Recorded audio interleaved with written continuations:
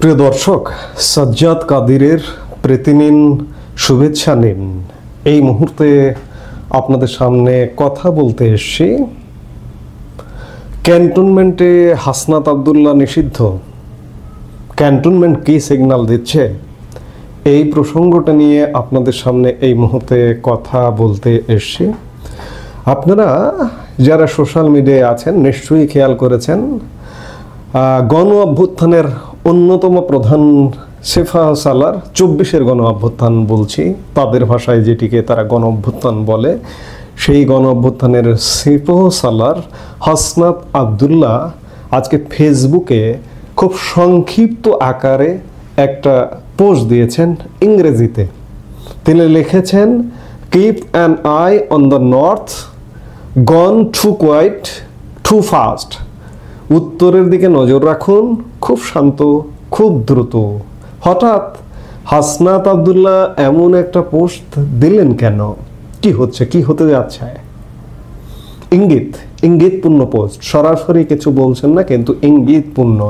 উত্তর বলতে তিনি ক্যান্টনমেন্টকে বোঝাচ্ছেন, ক্যান্টনমেন্টের দিকে নজর রাখতে বলছেন। ক্যান্টনমেন্টে কি ঘটলো এমন হঠাৎ করে?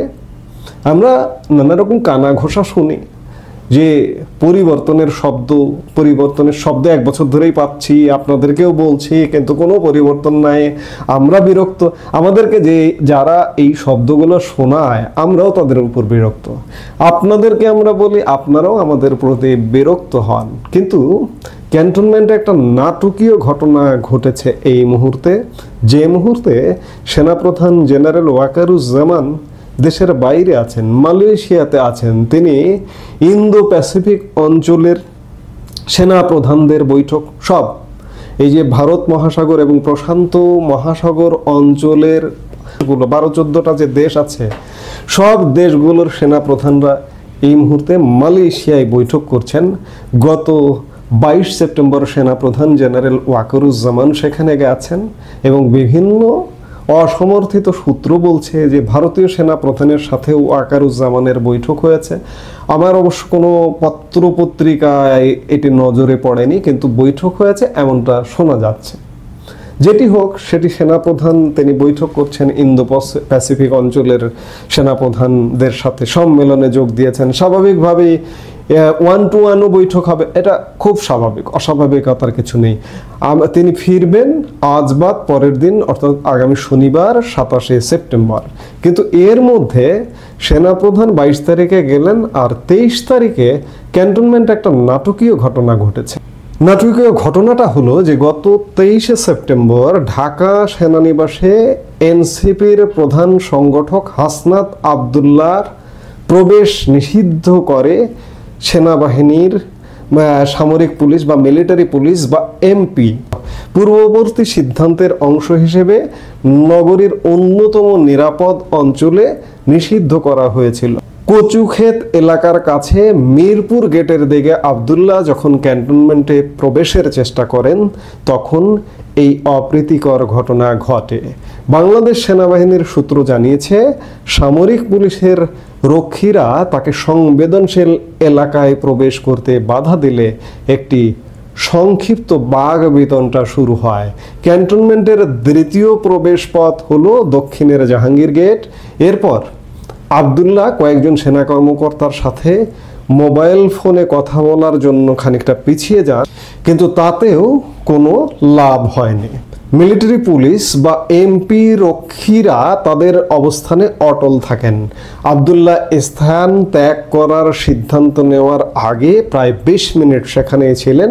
ওয়াকিবহাল সূত্র জানিয়েছে যে তিনি কোনো সেনা কর্মকর্তার সাথে দেখা করার জন্য প্রবেশ করতে যাননি, বরং তুলনামূলকভাবে খানিকটা যানজটমুক্ত এলাকা হওয়ায় ক্যান্টনমেন্টের ভেতর দিয়ে তিনি অন্য কোনো গন্তব্যে পৌঁছাতে চেয়েছিলেন। এই সংবাদটি বাংলাদেশের কোনো গণমাধ্যমে নেই।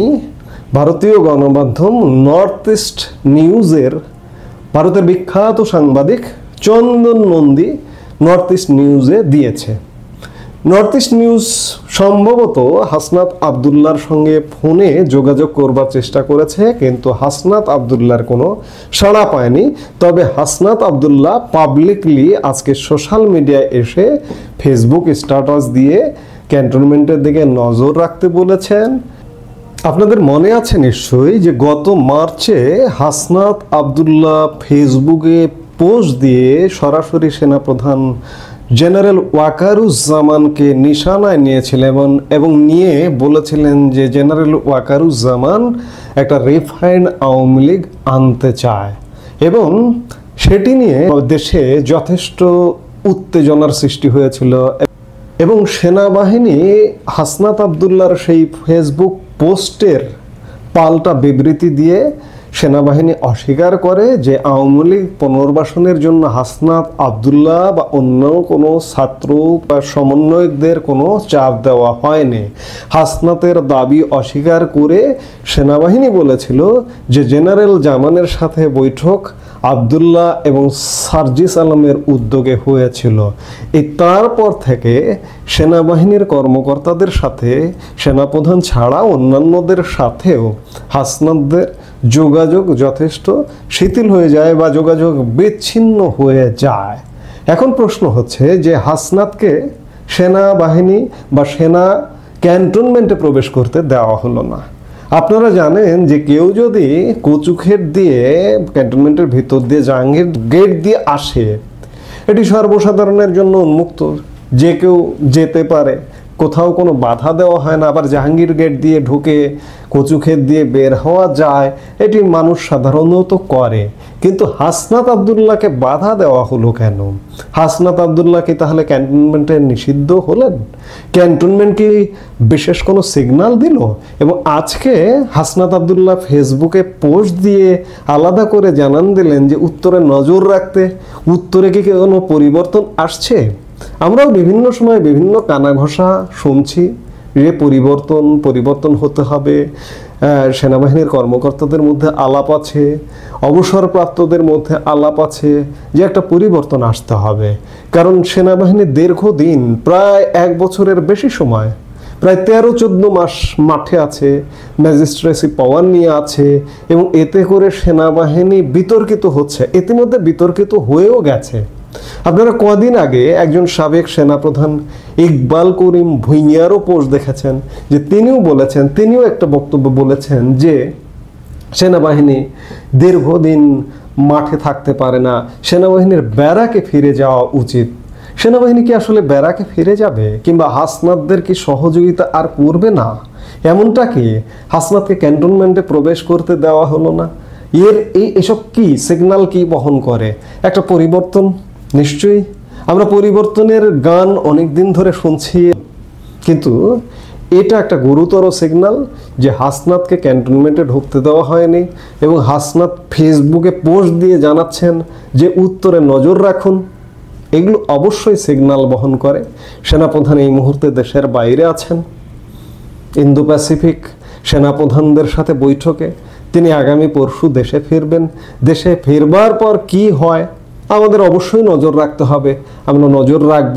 এই যে আলাপ আলোচনা চলছে যে সেনাবাহিনী দীর্ঘদিন মাঠের বাইরে থাকতে পারে না, আবার সেনাবাহিনীর পক্ষ থেকে বিভিন্ন সময়ে শুনেছি আমরা যে আনুষ্ঠানিক বক্তব্যে শুনেছি যে এই সরকারকে সহযোগিতা করবে এবং আগামী নির্বাচনে সহযোগিতা করবে, নির্বাচন হলে সেনাবাহিনী ভেতরে চলে যাবে। কিন্তু তার আগেই কোনো ঘটনা ঘটে কিনা সেগুলো দেখবার বিষয় আছে। সেগুলো দেখবার জন্য আমরা নিশ্চয়ই অপেক্ষা করছি এবং দেখছি যে সামনে আসলে কি ঘটতে যাচ্ছে। এই মুহূর্তে এ পর্যন্তই। সবাই ভালো থাকুন, সুস্থ থাকুন।